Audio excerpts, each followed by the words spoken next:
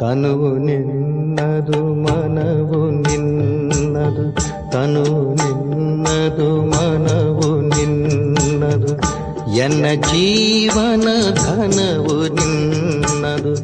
ನಾನು ನಿನ್ನವನೆಂಬ ಹೆಮ್ಮೆಯ ಋಣವು ಮಾತ್ರವೇ ನನ್ನದು. ತನು ನಿನ್ನದು ಮನವು ನಿನ್ನದು.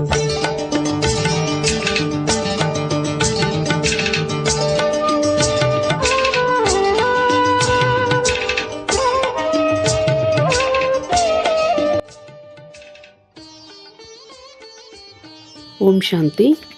ಮುರಳಿಯ ದಿನಾಂಕ 7/8/2026. ಬಾಪ್ತಾದ ಮಧುಬನ. ಮಧುರ ಮಕ್ಕಳೇ, ಇಲ್ಲಿಯವರೆಗೆ ಏನೆಲ್ಲವನ್ನು ಓದಿದ್ದೀರೋ ಅದನ್ನು ಮರೆತು ಒಬ್ಬ ಶಿವತಂದೆಯನ್ನು ನೆನಪು ಮಾಡಿರಿ.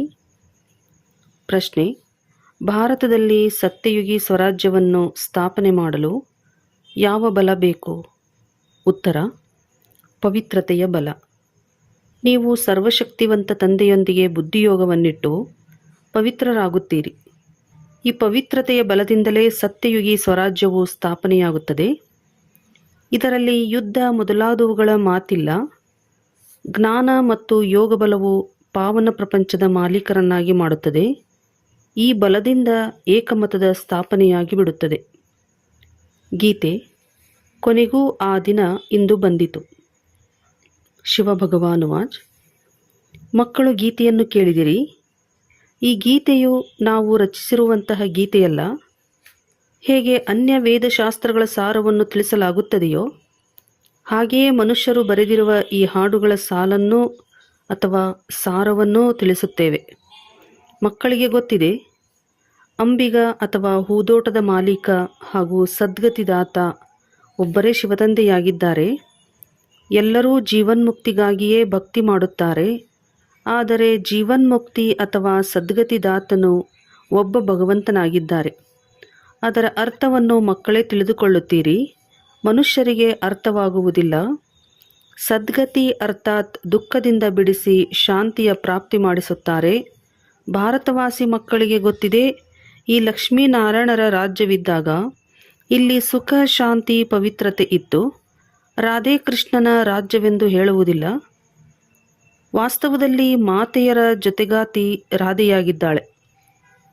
ರಾಧೆಯನ್ನು ಹೆಚ್ಚು ಪ್ರೀತಿ ಮಾಡಬೇಕು. ಆದರೆ ಮಾತೆಯರು ಕೃಷ್ಣನನ್ನೇ ಹೆಚ್ಚು ಪ್ರೀತಿ ಮಾಡುತ್ತಾರೆ. ಉಯ್ಯಾಲೆಯಲ್ಲಿ ತೂಗುತ್ತಾರೆ. ಕೃಷ್ಣ ಜನ್ಮಾಷ್ಟಮಿಯನ್ನು ಆಚರಿಸುತ್ತಾರೆ. ರಾಧೆಯ ಜಯಂತಿಯನ್ನು ಆಚರಿಸುವುದಿಲ್ಲ. ವಾಸ್ತವದಲ್ಲಿ ಇಬ್ಬರ ಜಯಂತಿಯನ್ನು ಆಚರಿಸಬೇಕು. ಆದರೆ ಮನುಷ್ಯರಿಗೆ ತಿಳುವಳಿಕೆ ಇಲ್ಲ. ಅವರ ಜೀವನ ಕಥೆಯನ್ನು ಯಾರೂ ತಿಳಿದುಕೊಂಡಿಲ್ಲ. ತಂದೆಯು ಬಂದು ತಮ್ಮ ಮತ್ತು ಎಲ್ಲರ ಜೀವನ ಚರಿತ್ರೆಯನ್ನು ತಿಳಿಸುತ್ತಾರೆ. ಮನುಷ್ಯರು ಶಿವಪರಮಾತ್ಮಾಯ ನಮಃ ಎಂದು ಹೇಳುತ್ತಾರೆ. ಆದರೆ ಅವರ ಜೀವನ ಕಥೆಯನ್ನು ತಿಳಿದುಕೊಂಡಿಲ್ಲ. ಮನುಷ್ಯರ ಜೀವನ ಕಥೆಗೆ ಇತಿಹಾಸ, ಭೂಗೋಳ ಎಂದು ಹೇಳಲಾಗುತ್ತದೆ. ಹೇಗೆ ಎಷ್ಟು ಪ್ರಾಂತ್ಯಗಳಲ್ಲಿ ಯಾರ್ಯಾರು ರಾಜ್ಯ ಮಾಡುತ್ತಿದ್ದರು, ಎಷ್ಟು ಭೂಮಿಯ ಮೇಲೆ ರಾಜ್ಯ ಮಾಡುತ್ತಿದ್ದರು ಎಂದು ಪ್ರಪಂಚದ ಇತಿಹಾಸ, ಭೂಗೋಳವನ್ನು ತಿಳಿಸಲಾಗುತ್ತದೆ. ಹೇಗೆ ರಾಜ್ಯ ಮಾಡಿದರು, ಮತ್ತೆ ಅವರು ಎಲ್ಲಿಗೆ ಹೋದರು, ಈ ಮಾತುಗಳು ಯಾರಿಗೂ ಗೊತ್ತಿಲ್ಲ.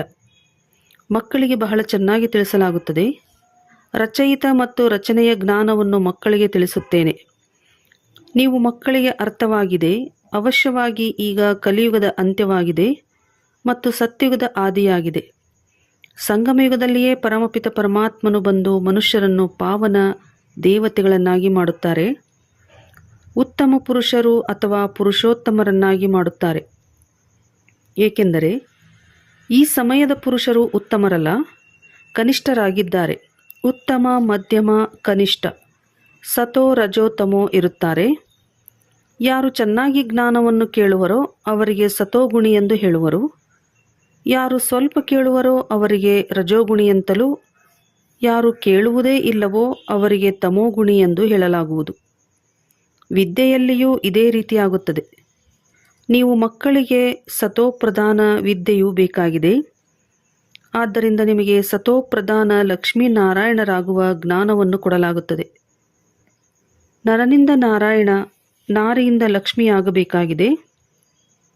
ಭಗವದ್ಗೀತೆಯನ್ನು ಇದು ಸತ್ಯವಾದ ಗೀತೆ ಎಂದು ನೀವು ಹೇಳುತ್ತೀರಿ. ನೀವು ಇದನ್ನು ಬರೆಯಬಹುದು. ಇದು ಸತ್ಯ ಗೀತಾ ಪಾಠಶಾಲೆಯಾಗಿದೆ, ಅರ್ಥಾತ್ ಸತ್ಯನಾರಾಯಣನಾಗುವ ಕತೆ ಅಥವಾ ಸತ್ಯ ಅಮರ ಕತೆ, ಸತ್ಯ ಮೂರನೇ ನೇತ್ರದ ಕಥೆಯಾಗಿದೆ. ಚಿತ್ರಗಳೆಲ್ಲವೂ ನಿಮ್ಮ ಬಳಿ ಇದೆ. ಇದರಲ್ಲಿ ಸಂಪೂರ್ಣ ಜ್ಞಾನವಿದೆ. ನೀವು ಮಕ್ಕಳು ಪ್ರತಿಜ್ಞೆ ಮಾಡುತ್ತೀರಿ, ನಾವು ಪ್ರಜಾಪಿತ ಬ್ರಹ್ಮಕುಮಾರ ಕುಮಾರಿಯರು ಭಾರತವನ್ನು ಸತೋಪ್ರಧಾನ ಸ್ವರ್ಗವನ್ನಾಗಿ ಮಾಡಿಯೇ ತೀರುತ್ತೇವೆ ಎಂದು. ನೀವು ಇದನ್ನು ಪ್ರತಿಜ್ಞೆ ಮಾಡಬೇಕಾಗಿದೆ. ಗಾಂಧೀಜಿಯೂ ಸಹ ಪಾವನ ರಾಜ್ಯವನ್ನು ಬಯಸುತ್ತಿದ್ದರು. ಅಂದ ಮೇಲೆ ಅವಶ್ಯವಾಗಿ ಈಗ ಪತಿತ ರಾಜ್ಯವಾಗಿದೆ. ಆದರೆ ನಾವು ಪತಿತರಾಗಿದ್ದೇವೆ ಎಂಬುದನ್ನು ಯಾರೂ ತಿಳಿದುಕೊಳ್ಳುವುದಿಲ್ಲ. ಪಂಚವಿಕಾರಗಳೇ ರಾವಣನಾಗದಾಗಿದೆ.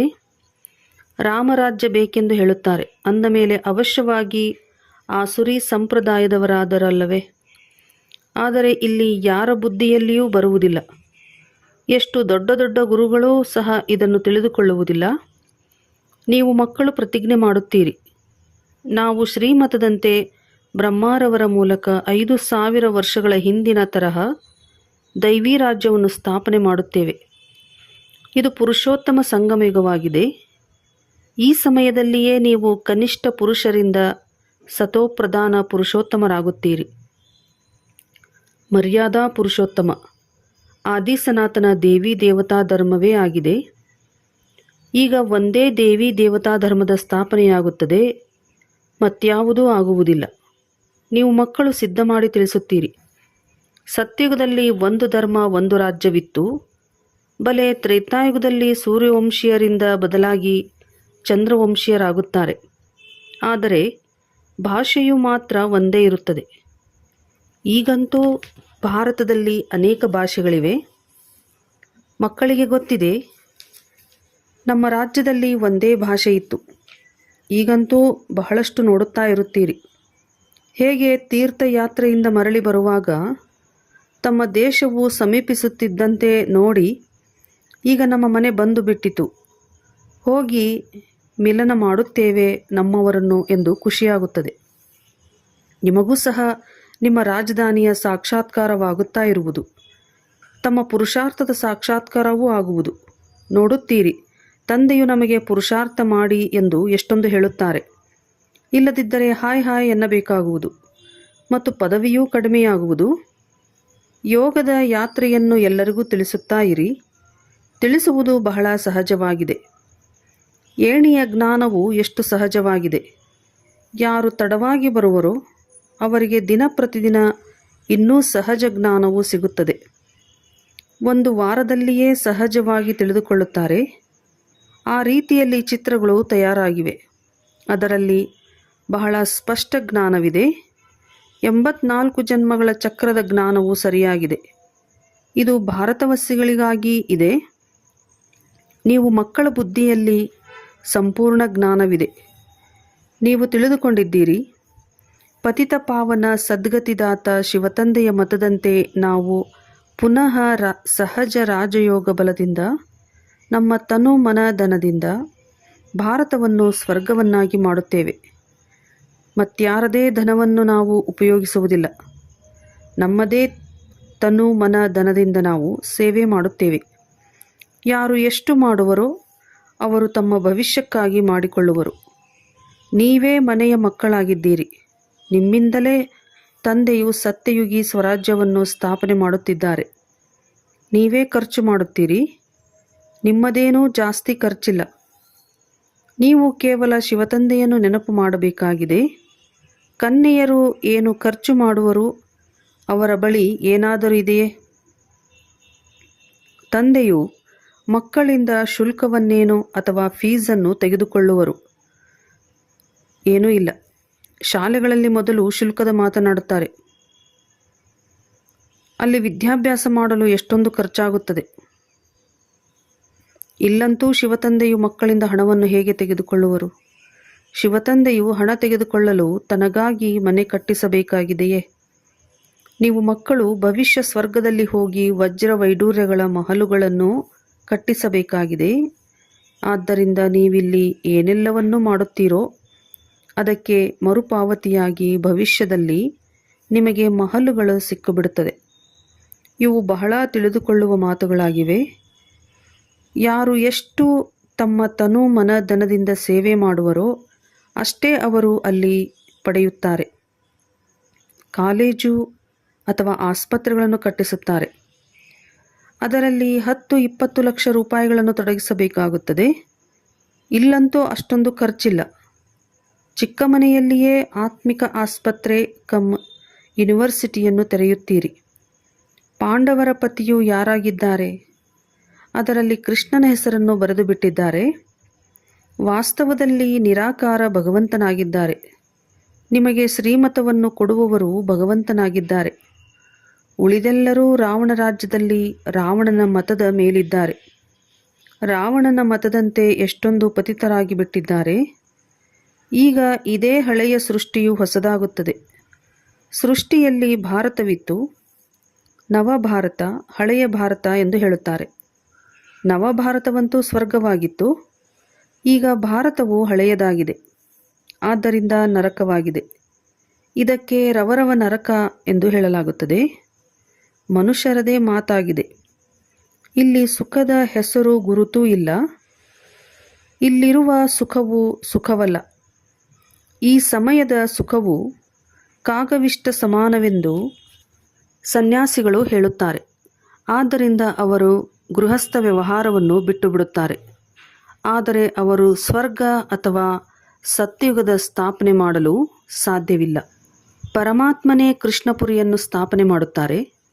ಶ್ರೀಕೃಷ್ಣನ ಆತ್ಮ ಮತ್ತು ಶರೀರ ಎರಡೂ ಸತೋಪ್ರಧಾನವಾಗಿತ್ತು. ಆದ್ದರಿಂದ ಎಲ್ಲರೂ ಬಹಳ ಪ್ರೀತಿ ಮಾಡುತ್ತಾರೆ, ಏಕೆಂದರೆ ಕೃಷ್ಣ ಪವಿತ್ರನಲ್ಲವೇ? ಚಿಕ್ಕ ಮಕ್ಕಳು ಬ್ರಹ್ಮಜ್ಞಾನಿಗಳ ಸಮಾನರು ಎಂದು ಗಾಯನವಿದೆ. ಚಿಕ್ಕ ಮಕ್ಕಳಿಗೆ ವಿಕಾರದ ಬಗ್ಗೆ ಗೊತ್ತಿರುವುದಿಲ್ಲ. ಸನ್ಯಾಸಿಗಳಿಗಾದರೂ ತಿಳಿದಿರುತ್ತದೆ. ಮಕ್ಕಳು ಜನ್ಮದಿಂದಲೇ ಮಹಾತ್ಮರಾಗಿರುತ್ತಾರೆ. ಮಕ್ಕಳಿಗೆ ಪವಿತ್ರ ಹೂಗಳು ಎಂದು ಹೇಳಲಾಗುತ್ತದೆ. ನಂಬರ್ 1 ಹೂ ಶ್ರೀಕೃಷ್ಣನದ್ದಾಗಿದೆ. ಶ್ರೀಕೃಷ್ಣನೇ ನಂಬರ್ 1 ಹೂ ಆಗಿದ್ದಾನೆ. ಸ್ವರ್ಗ ಹೊಸ ಪ್ರಪಂಚದ ಮೊದಲ ರಾಜಕುಮಾರನಾಗಿದ್ದಾನೆ. ಜನ್ಮ ಪಡೆದುಕೊಂಡಾಗ ಮೊದಲ ರಾಜಕುಮಾರ ಎಂದು ಹೇಳುತ್ತಾರೆ. ಶ್ರೀಕೃಷ್ಣನಂತಹ ಮಗುವಾಗಲಿ ಎಂದು ಕೃಷ್ಣನನ್ನು ಎಲ್ಲರೂ ನೆನಪು ಮಾಡುತ್ತಾರೆ. ಈಗ ತಂದೆ ಹೇಳುತ್ತಾರೆ, ನೀವು ಏನೋ ಪದವಿಯನ್ನು ಪಡೆಯಬೇಕಾದರೂ ಈಗ ಪಡೆಯಿರಿ. ಕೇವಲ ಒಬ್ಬ ಕೃಷ್ಣನೇ ಆಗುವುದಿಲ್ಲ, ಎಷ್ಟೊಂದು ಮಂದಿ ರಾಜಕುಮಾರರಾಗುತ್ತಾರೆ. ಪ್ರಥಮ, ದ್ವಿತೀಯ, ತೃತೀಯ ಹೀಗೆ ಇರುತ್ತಾರೆ. ಅಂದಾಗ ಇಲ್ಲಿಯೂ ರಾಜಧಾನಿ ಇದೆ. ತಂದೆಯ ಹಿಂದೆ ಮತ್ತೆ ಅನ್ಯರು ಸಿಂಹಾಸನವನ್ನೇ ಇರುತ್ತಾರೆ. ಹೇಗೆ ಮನೆತನವಿರುತ್ತದೆ ಹಾಗೆಯೇ ಇದೂ ಸಹ ಮನೆತನವಾಗಿದೆ.